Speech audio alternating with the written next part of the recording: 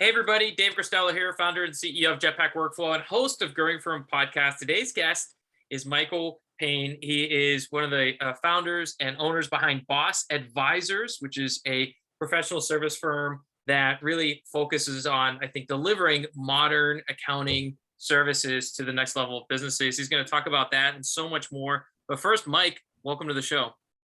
Thanks, David. Appreciate it. I'm a big fan, as they say, long-time listener, first-time caller. Actually, I listen to your podcast on Thursdays when it comes out, and a lot of times I'm walking my dog in the morning, go back and rehash some old ones, and appreciate what you do. I use those podcasts frequently in my own practice, but I also share them with my team, share them, like you say, with fellow firm owners. So I love it. I love it. And you had sent over, and look, I'm not saying the podcast takes credit for this. You're doing all the hard work. But you had sent over your revenue per year, and it's gone from 375 to 780, up to 1.3 projected, 2 million projected after that. I mean, you are growing quite quickly, and I think a lot of this interview is going to be dissecting the lessons learned, what you would have done sooner, and what you would have not been at all looking back. But first question I have for you is, for folks not familiar with Boss Advisors, tell us a little bit about the firm, the services offered, your clientele, and the team size.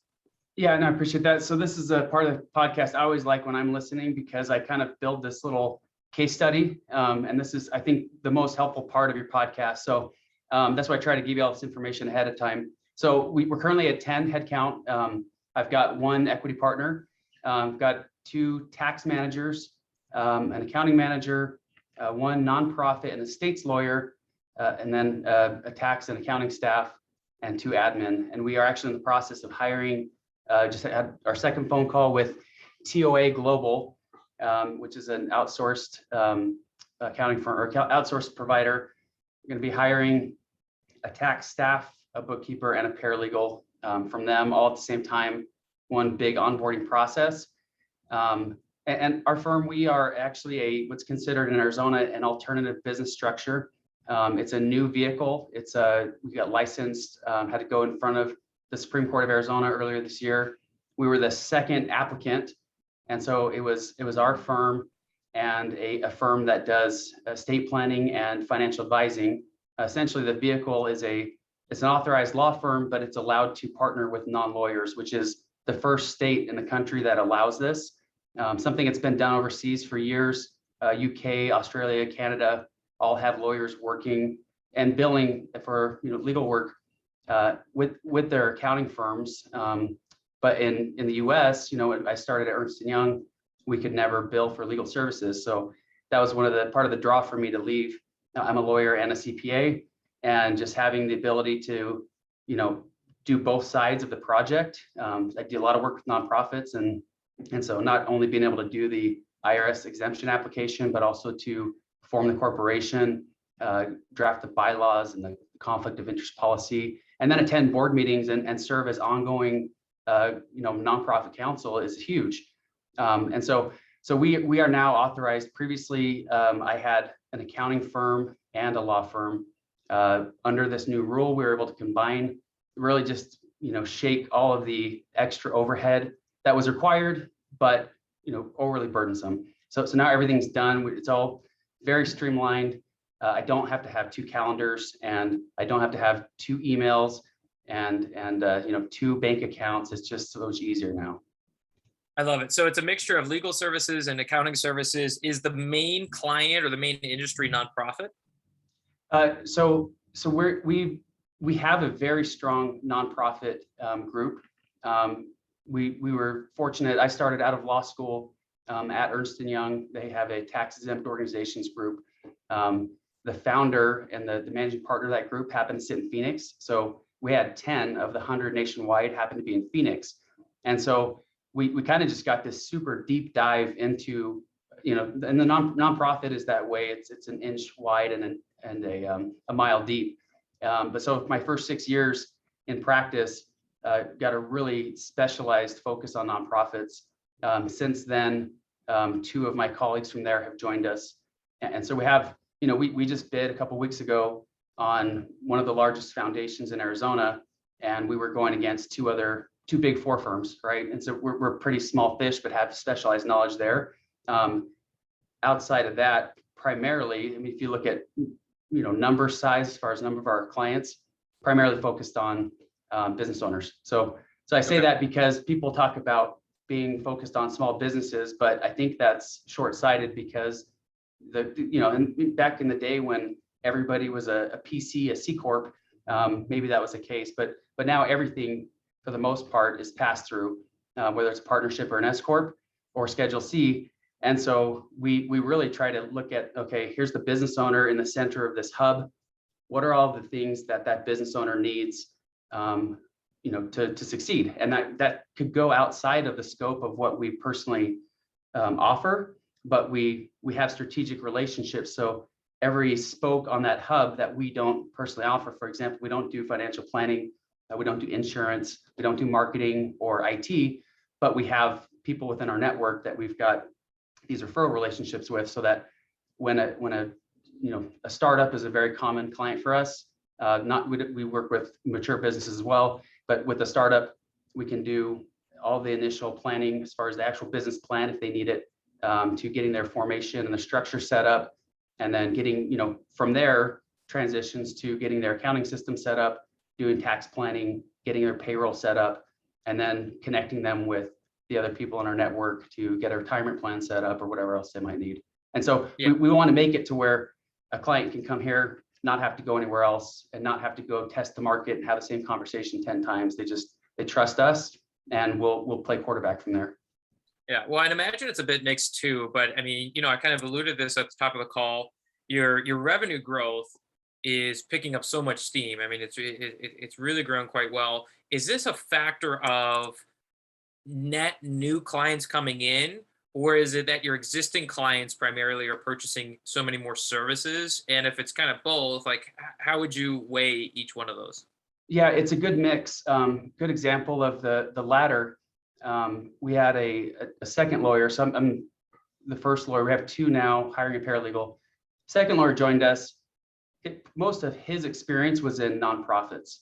But I had for a long time wanted to add estate planning, such a natural addition, such a complementary thing that we were sending out. I mean, sending out, $10,000 to $20,000 a month in estate planning work to my referral partners, and he had an interest and capacity to take that on. And so once we were very strategic in how we rolled that out, and we tasked this to him. Because he wanted to drive it. I could do it. I took all the courses. In fact, I've worked for estate planning attorneys, but personally, I have enough specialty in my box. I didn't want to pick up something else that I have to spread myself too thin. And so he went and did the work. He researched a few, he kind of narrowed it down to the few best softwares that would provide all the forms, all the instruction, all the continuing education that he would need. And then he went beyond that. He found a friend of his from law school who was an estate planning attorney, but then moved in-house. And, essentially we hired him to come in and mentor our young attorney from the what should I say? He's new in estate planning, but not a new attorney. And so we basically provided all the tools he needed to succeed. Once he was conducting those estate planning, consultations and starting to draft trusts on his own, we didn't need the support from the second attorney, so kind of phased him out. And now, as a standalone service, we can offer that to our other clients, and it comes up, naturally. We meet with all of our clients, all of our business clients every quarter, and that's one of the things that we talk about from an overall holistic view of your financial health. Have you done financial planning, retirement planning, business succession planning, and estate planning? And if the answer is no, and typically conversation goes, I know I need to do that. I just haven't taken time. I don't know what to do. Do you have a recommendation? And now it's easy because I can say, actually, yes, Adam, come in here for a minute, introduce you. And then it's a really soft introduction, and he can go work with them to get their trust drafted. We do get a lot of referrals. We haven't done any marketing yet. Something that we're talking with a couple of firms right now, to actually do some strategic marketing to get more intentional growth rather than the clients that we've gotten, we've been appreciative, but we haven't taken the step of targeting our ideal client and really just, driving that growth strategically. But we get most referrals are from other clients. Starting to see more and more, we're getting referrals from Facebook and just Google searches. Yeah. Well, and I want to pull out an important point that you made, which is so you meet with, is it all clients every quarter? And if the answer is okay, so it sounds like yes, for people not watching, Yep. maybe just listening. So you meet with everyone quarterly. And so that makes me, my mind goes to pricing. And so how are you putting that into a package that affords the capacity to meet with your clients every quarter? So how are you pricing that out, and what does it look like? Yeah, so outside of legacy clients that are in transition to get to this point, all new clients are set up. So when we started subscription pricing, we started it pretty early. We just didn't.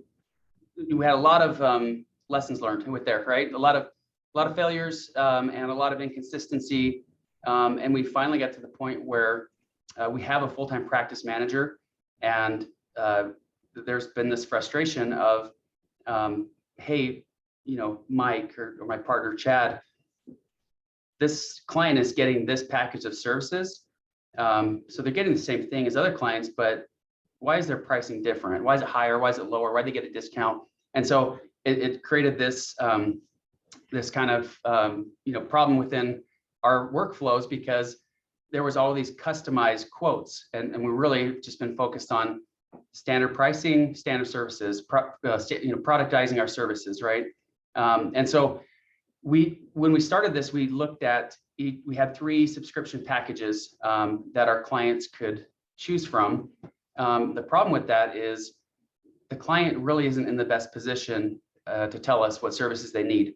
And so they might be making that decision based on the price alone, when in fact, we're really in the position to tell them what they need. And so we've revamped that. We're about to launch our new pricing, which isn't substantially different in terms of the cost, but now they don't have an option. We still have 4 buckets, but now those buckets are predefined by us based on their particular circumstances. So, at the individual level, it's either a real estate or a securities investor. Okay, so that's somebody with a bunch of rentals or something else related to real estate, right? But it's complicated enough to where it needs our expertise. It's not just a walk in and get your work done and walk out and talk to you next year. Or it's a sole proprietor that has a business that they're intending to grow and intending to make their passion and their future. Not just a side gig, not just a little Etsy sales, but they're planning to transition to that as soon as it's viable. And then within businesses, the third bucket is a single member S corporation. Most of our clients are at this point, they're past, they're now doing this full time. It's their livelihood, they're growth minded, they're motivated. And then we have the multi-member entity, which is partnership, multi-member S corp. And so those are the 4 buckets, and each of those has a list of characteristics describing the client. And then, this is how our staff would identify who is this. And then we have under there service level, right? So exactly what do they get for that? And that's not based on what they want, that's based on what they need. So we know what an S corp owner needs. We know they need reasonable compensation. We know they need payroll setup. We know they need a separate business bank account and all the corporate formalities. And so we're not going to offer them a service that's less than what they need. We're also not going to overserve somebody who doesn't want additional services. So as far as our base subscription, it's all monthly subscription. And then we have a separate kind of tier of pricing for projects. And so this is things that would, included in the subscription would be identifying, tax planning strategies, but actually implementing those. They can then, we'll describe it, we'll walk through what's required, what the steps are, what the cost is, what the savings are. And then the client at that point can decide if they want us to do that. And then there's a separate value-based pricing for actually implementing the project. Or alternatively, they can take what we gave them and they can go do it themselves or go find somebody else if they want to, right? If they can get it cheaper or, for whatever reason, they don't want us to use it, that's okay because they already paid us to identify it. The reason that we like that is because that gives clients the option to be very aggressive or very conservative in their tax planning strategies without, and we get compensated as well for the value of what we're doing. To make another point on that, can't remember now, so I'll let you go forward. Yeah, absolutely. Well, I mean, so I'm glad we got into subscriptions because I think it's really important. So you're able to have these kind of quarterly meetings because it's baked into the subscription package. Yep. It sounds like this has been really foundational, I think, to building advisory relationships, having very organic introductions to service expansions like the one you talked about. Looking over your hyper growth over the last 3 or 4 years, what's something you wish you would have done earlier or something you wish you would have never done at all? Yeah, so a couple things. I hear it over and over in books I read and in podcasts I listen to. It is specializing and really, focusing on a niche. That became very, very clear to us this year. We rolled out a virtual CFO practice, and we rolled that out. I described the process of how we did it as, if you've ever done this, it's one of the worst experiences. Remodeling a house that you're living in, especially with little kids. Terrible experience. We did a kitchen, we did bathroom, and should have just moved out, let the people come in and hired the architect, hired all the professionals come in and do it. And then when it's ready and been passed inspection, then we move in, right? So we didn't do that. I knew that's how it needed to be done, but we had an opportunity, but a client that was asking for more.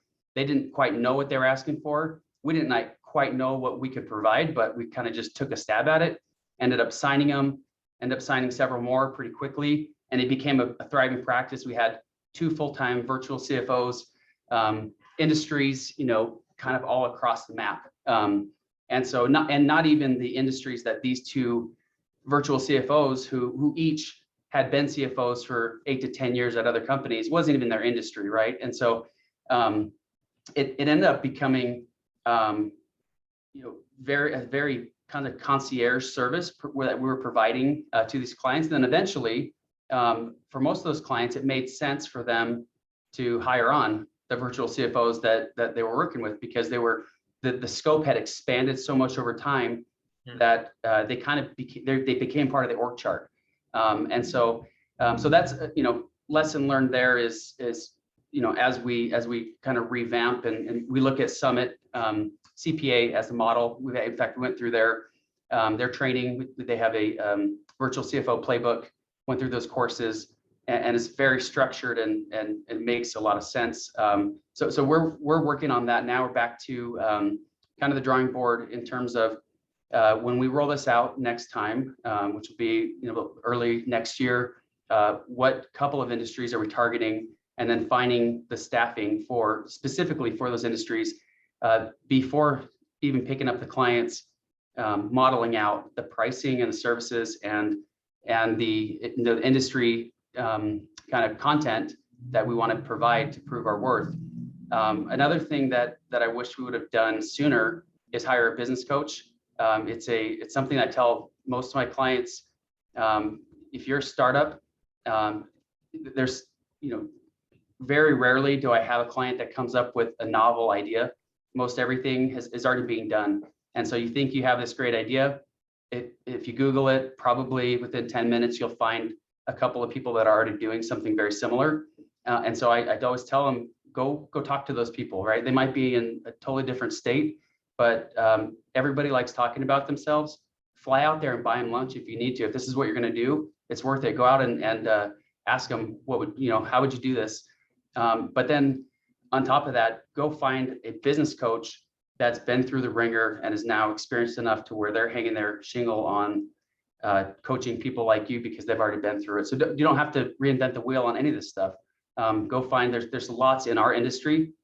We are part of, these different accounting practice forums and podcasts, and kind of really dialed in to see what other people are doing, and just having that constantly coming in, those constant ideas.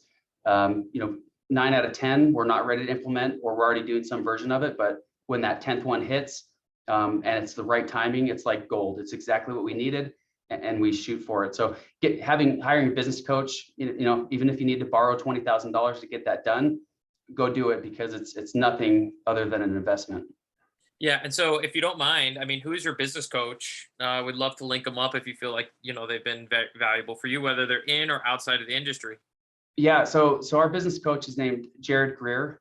He is the founder of Greer Method, and he's not specific to our industry. So we've looked at Geraldine Carter. I follow her stuff.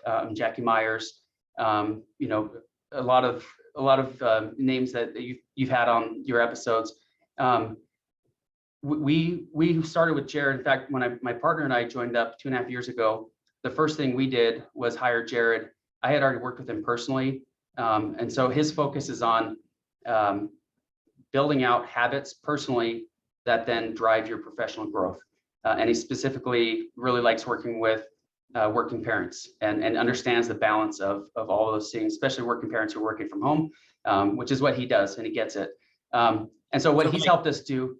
Oh, sorry, I was going to ask, and we'll link them up below, but what's one habit that you've adopted through your coaching that's really, you felt transformational for your practice?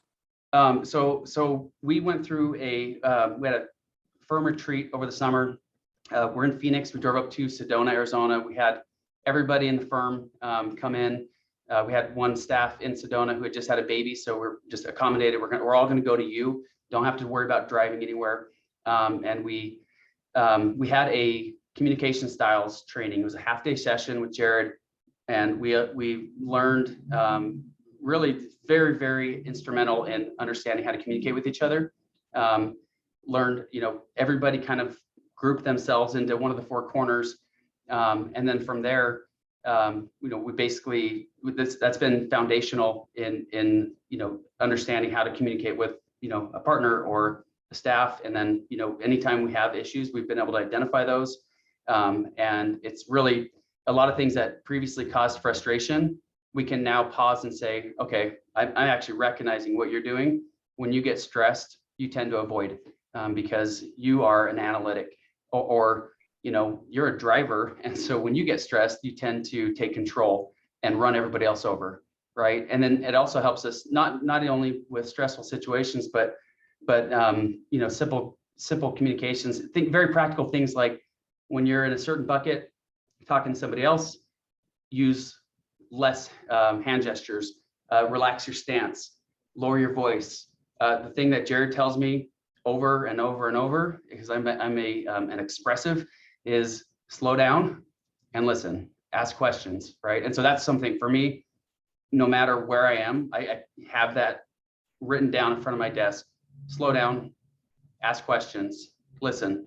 And I do. The way I conduct meetings is completely different now. It's changed everything about how I conduct myself. I love it.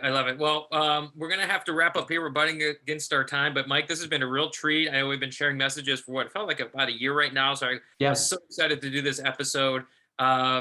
Really quick before we link up, how people could reach out and say thank you. You have a copy of the Double Your Accounting Firm book right behind you. Thank you so much. You mentioned that you refer that one out. What's the white book you also refer out before we let people know how to get in contact with you?